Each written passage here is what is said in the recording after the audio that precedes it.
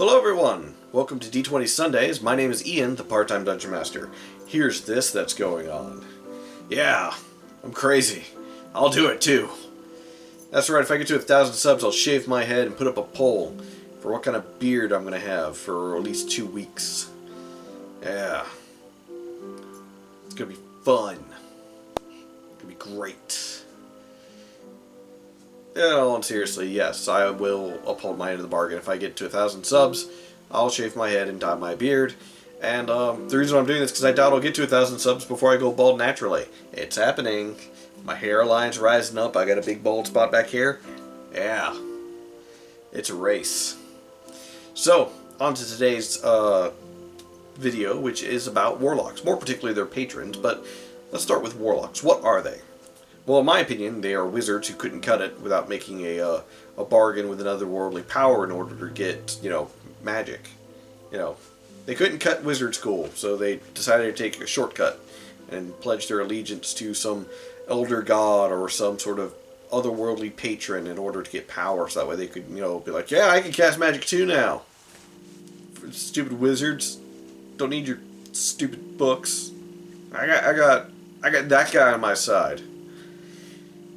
Yeah, that's just kind of how I see things. And as well as, the idea that you're essentially signing away your existence, not just your physical form, but your spirit as well, to this patron in exchange for power. So you're pretty much their property.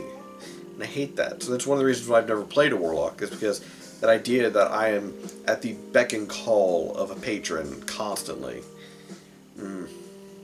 And some DMs play this up, some don't. And it really, varies from Dungeon Master to Dungeon Master. But I've seen some Dungeon Masters play it up, and it has been a wonderful thing to observe from the outside. I do not want that done to me, though. So, yeah. But yeah, so what are the patrons? What patrons can you choose from? Well, there's a number that are in the standard books. The Player's Handbook, I believe Mordenkainen's Tome of Foes has a couple examples. Volo's Guide, I think, has a couple answers. I think Volo's has a couple of things. And then Xanathar's, I know for a fact, has 1 or 2 things. But there's different patrons out there, is what I'm trying to say. And even then, it could just be something that's extremely powerful. In the Suriskin campaign, the warlock known as Regnus, he made his pact with his father, who was a celestial being, an archangel to be exact. But that's where he got his powers. He was a celestial-bound warlock. And so that's what he did. And I wish I could have played it up more than what we were able to. But I always feel constrained by recording those sessions, and it's one of the reasons why I'm not recording them anymore, because I feel like it's getting in the way of me and my players enjoying the game. So if you've watched them, I apologize, but there's not going to be any more coming out. But also at the same time, that was something else. His father and him made that pact with each other.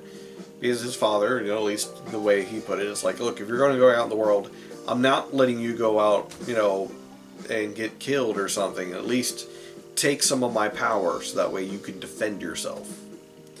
Though not all patrons are so forgiving. Some, it's like, hey, you're going to essentially be my bitch for the next rest of eternity. And you're going to do exactly what I tell you, or I'm going to make your head explode. Yeah. How do you like that? That's what's currently happening in another campaign that I'm in, to the warlock known as Digall. His patron is essentially, I think it's a void dragon. It's a dragon composed of the void and stars. And, it has a lot of wonderful abilities, but essentially it is a constant hunger for knowledge. And it will and has threatened Digall multiple times to kill him if he doesn't get that knowledge for him. And it's rude. Very rude. But that's just how that patron is. Some patrons don't really care as to what you do while you're alive. It's just more of, hey, you made this pact with me. here's some of my power. Go do whatever. I don't care. But when you die, you're mine. I've got you for eternity in the ring. Come on. Sorry. But yeah, that's essentially what's going to happen with a number of patrons out there. And I really see it as both a blessing and a curse. Yes, you get this, powerful magic now that you can regain some of it on a short rest compared to a long rest when it comes to wizards. And you're able to essentially, if you spec yourself right, be an amazing healer. And that's if you do the Celestial Bound Warlock. I think there's some other things that you can do as a normal Warlock, but neither here nor there. But Warlocks themselves, with not only just the base books, but all the, extra books out there, has made having a patron very interesting, not only as to how you communicate with them, but also what boons and benefits they can give you. And I highly suggest you, as a dungeon master, at some point, take essentially a random generator and see what ideas you can come up with for a custom Warlock patron. Some divine being out there, or some outer world being from beyond the stars, beyond mortal comprehension, is just suddenly taking interest in this one player. It's like, hey, want to make a deal? You want some magic? Things like that. But yeah, especially when it comes to the Elder Gods. I don't mean just Cthulhu, as he's not actually an Elder God. He is actually the High Priest to the Elder Gods, or the Forgotten Ones. There's a bunch of, Shub-Niggurath, what's the other one? Amadis, I can never remember all of them.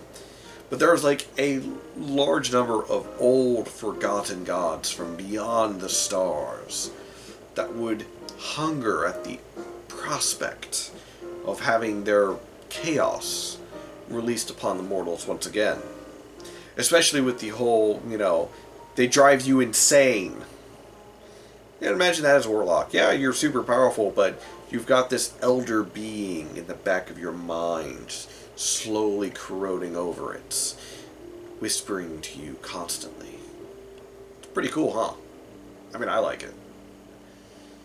But nonetheless, I feel like when it comes to being a Dungeon Master, playing up what the patron does and how much interaction that they actually have with the player helps, one, bring that player further into the campaign and become much more invested in everything, especially more invested in their own character.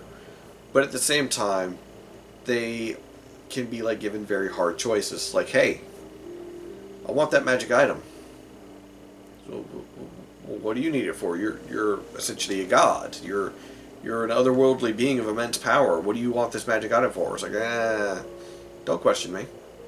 Take it. There's cards everywhere. Take it.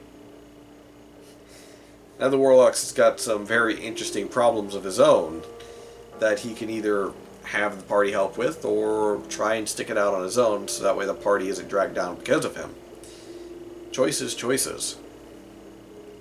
But that idea that, the patron, every now and then essentially flicks the ear of the player and it's hey, I got a job for you. Or maybe even the patron is benevolent enough to flick them on the ear. It's hey, look out. It's hey, look out. No, come on, focus. There's people coming.